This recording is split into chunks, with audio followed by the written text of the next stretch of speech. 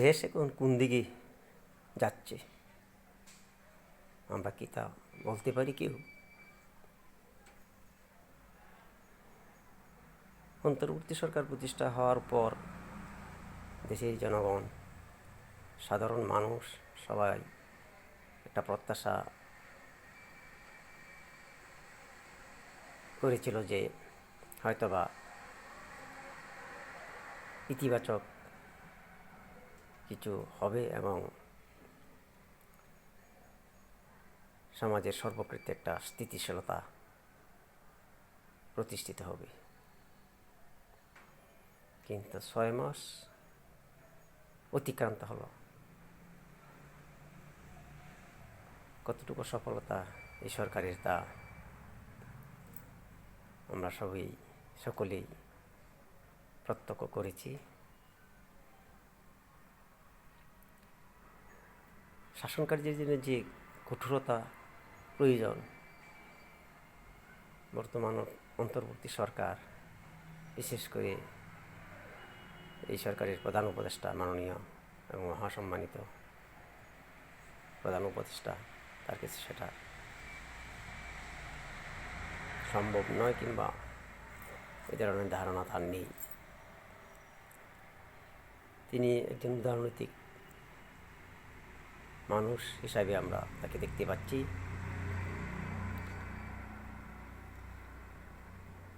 রাষ্ট্র পরিচালনার ক্ষেত্রে যে প্রয়োজনে কঠোর হতে হয়, গত 6 মাস আমরা তার মধ্যে দেখি নাই।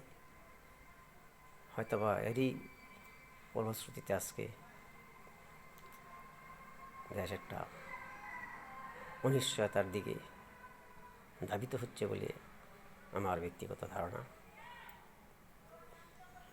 তাছাড়া আমাদের দেশের রাজনৈতিক দলগুলোরও এই সরকারকে সর্বাত্মক সহায়তা করেছে বলে আমার মনে হয় না। যদি আন্তরিকভাবে এই সরকারকে সহায়তা করত, তাহলে আমার মনে হয় দেশ অনেকটাই নিয়ন্ত্রণে থাকত।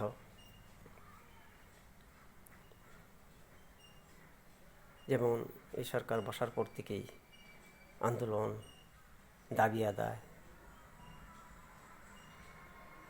এই নিয়ে এ পর্যন্ত প্রায় কয়েক শত আন্দোলন হয়েছে। ওদের পিছনে কাদের ইন্ধন আছে তা খুঁজে বের করে প্রয়োজনীয় ব্যবস্থা নেওয়া উচিত ছিল সরকার সহ রাজনৈতিক দলগুলো। কারণ এই সরকার তো নির্ধারিত সময়ের জন্য বসেছে, অল্প সময়ে তারা যাতে এই দেশের রাষ্ট্রীয় কাঠামো তথা সংস্কার করে একটা সুন্দর গণতান্ত্রিক সরকার উপহার দেওয়ার জন্য, এটাই এই সরকারের মূলত কাজ। কিন্তু সমাজের কতিপয় ক্ষুদ্র স্বার্থান্বেষী মহল একটার পর একটা দাবি নিয়ে এই সরকারের কার্যক্রমকে বারবারই বাধাগ্রস্ত করতেছে, যার জন্য সরকার কোনো একটা উদ্যোগ নিয়েও তা নিয়ে বিব্রত বোধ করছে। যা হোক, তার উপরও সরকার অনেকগুলো আন্দোলনকে নিয়ন্ত্রণে এনেছিল। কিন্তু ইদানিং যা হচ্ছে তা অত্যন্ত দুঃখজনক এবং গভীর উদ্বেগের।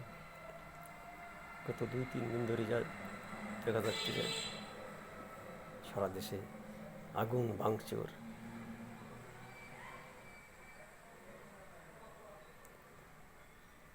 এর পিছনে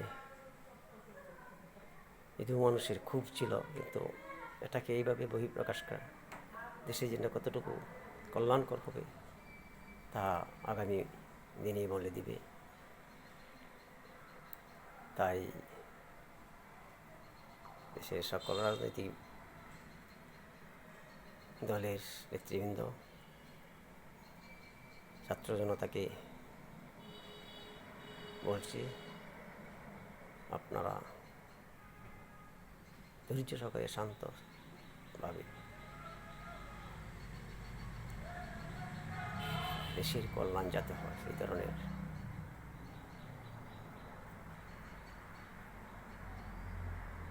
এজেন্ডা নিয়ে এই সরকারকে সহযোগিতা করুন, তার পাশে থাকুন। সরকার যাতে ব্যর্থ না হয় সেই বন্দোবস্ত করার দায়িত্ব কিন্তু আপনাদেরও। সরকারের সফলতা ব্যর্থতা শুধু একা সরকার বহন করবে না, আপনারাও কিন্তু দায়ভার নিতে হবে। আপনাদের উপরে দায় আছে। যারা হট করে কোনো সিদ্ধান্ত নিয়ে দেশকে অন্ধকারের দিকে যাতে না যায়। কথায় বলি না যে টিট ফর ট্যাট, অর্থাৎ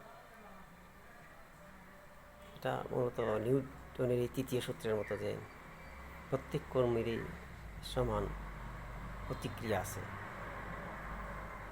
তাই অনুরোধ যে আপনারা ভেবে চিনতে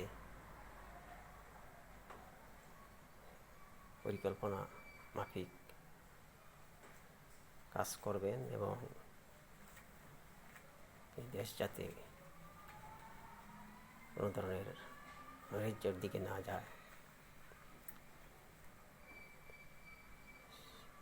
সেইভাবেই নিজেদের কর্ম চিন্তা মনন পরিচালিত করবেন সেই আশা প্রত্যাশা রেখে এই ক্ষুদ্র একজন নাগরিক হিসাবে আপনাদেরকে অনুরোধ জানাচ্ছি।